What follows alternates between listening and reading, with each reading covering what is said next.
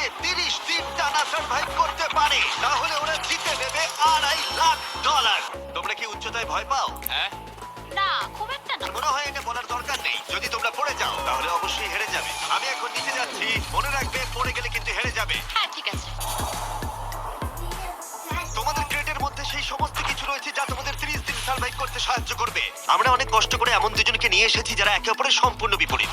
Allison একজন construction worker, আমি একজন হেভি ইকুইপমেন্ট অপারেটর, এটাই আমার কাজ। আর অ্যাঙ্গাস খুব জনপ্রিয় ইউকে টিভি সিরিজের একজন স্টার। কিন্তু ওরা জানে না এই চ্যালেঞ্জটা কতটা কঠিন হতে চলেছে।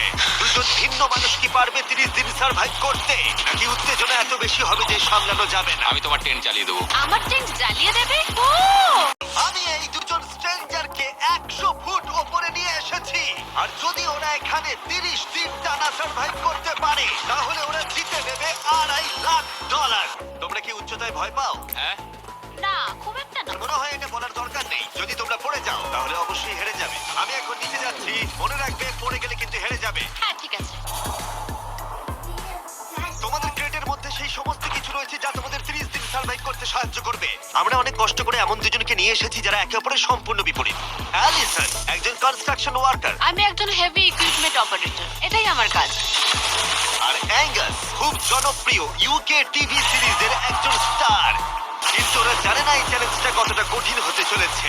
দুজন ভিন্ন মানুষ কি পারবে 30 দিন সার্ভাইভ করতে, নাকি উত্তেজনা এত বেশি হবে যে সামলানো যাবে না? আমি তোমার টেন্ট জ্বালিয়ে দেবো। আমার টেন্ট জ্বালিয়ে দেবে? ও